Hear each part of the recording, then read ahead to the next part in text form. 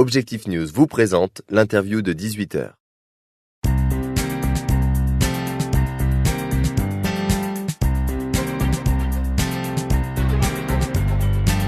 Bonsoir à tous et bienvenue sur objectifnews.tv pour l'interview de 18h. Nous sommes en compagnie ce soir de Pierre Mouillard, cofondateur de la société Vigisys qui édite le site internet ubixer.com. Bonsoir. Bonsoir. Vous êtes médecin de formation, biomathématicien et informaticien. Et vous avez créé depuis 1995 plusieurs sociétés orientées vers l'analyse de données, l'e-learning et la formation pour les professionnels de santé, un parcours atypique. Et vous êtes là pour nous présenter ce soir donc ubixer.com. À quoi sert ce site internet ? Alors c'est un service web, ça veut dire qu'il est accessible évidemment de smartphone ou tablette, évidemment d'ordinateur, de partout donc, et qui sert, c'est un site de microblogging qui est orienté collaboration. Ce qui veut dire que c'est proche d'un Twitter de la collaboration, si vous préférez. Ça permet d'éditer des petits messages sous forme de cartes qui peuvent être de 4 types, alerte, information, question, message. Et nous considérons que ce sont les 4 fondamentaux en fait de la collaboration. Ces cartes vont être assemblées en sujets.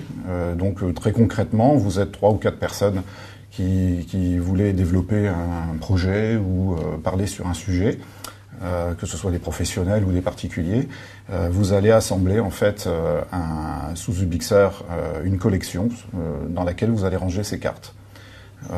Et ça vous permettra bien sûr de mieux collaborer et de mieux informer vos collaborateurs. Vous êtes hébergé actuellement au sein du camping de la Tic Vallée à La Beige. Où en est votre projet et que vous apporte cette structure ? Alors d'abord, Vigisys c'est une toute petite équipe puisque pour l'instant on est dans une phase vraiment de démarrage. L'idée d'Ubixer a été créée en tout début d'année 2013. Nous l'avons concrétisé et donc été sélectionné pour la saison 2 du camping à la Tic Vallée. Et cet été, nous avons finalisé le premier prototype. D'ici la fin de l'automne, nous aurons une version bêta privée pour régler les derniers détails et un lancement prévu courant début 2014. Alors où on parle, c'est le début des journées du patrimoine des startups, notamment en Midi-Pyrénées. Il y a beaucoup d'entreprises de Toulouse qui y participent. Est-ce que selon vous, les startups, les jeunes pépites, sont en manque de visibilité au point d'ouvrir leurs portes au grand public ? Alors je dirais que la réponse est un petit peu plus compliquée que ça. Beaucoup de choses sont faites pour les startups, je dirais au niveau des investisseurs qui s'y intéressent beaucoup. Également toutes les structures de support comme les accélérateurs, incubateurs, etc. Mais c'est vrai qu'il y a une interrogation vis-à-vis du grand public par rapport à ces startups.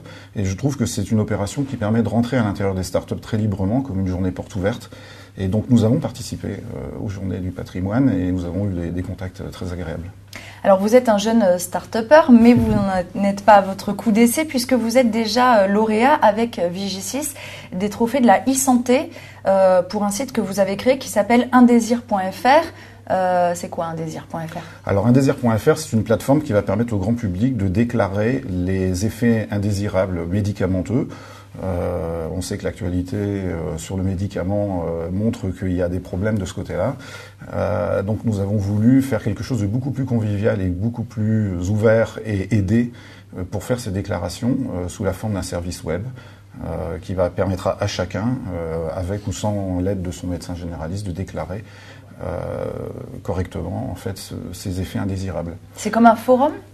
C'est plus privé qu'un forum parce que bien entendu ce sont des données qui sont confidentielles et nous nous positionnons en tiers de confiance vis-à-vis du grand public. Et nous remettons bien sûr ces données au réseau de pharmacovigilance et aux autorités de santé pour la suite du traitement du dossier. Votre parcours de médecin vous a assez naturellement conduit vers le domaine de la e-santé. Oui. Est-ce que selon vous, ce secteur est promu à un grand avenir ? Alors, on annonce ça depuis 20 ou 30 ans, mais je dirais qu'aujourd'hui, la donne a vraiment changé avec l'arrivée des smartphones, des tablettes et de la mobilité, et aussi la facilité de développer des services web, par exemple. Et la médecine, par définition, c'est mobile. Donc, je trouve qu'aujourd'hui, on est dans de bien meilleures circonstances pour développer cette branche.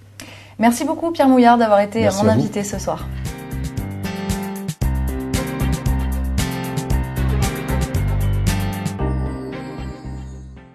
Objectif News vous a présenté l'interview de 18h.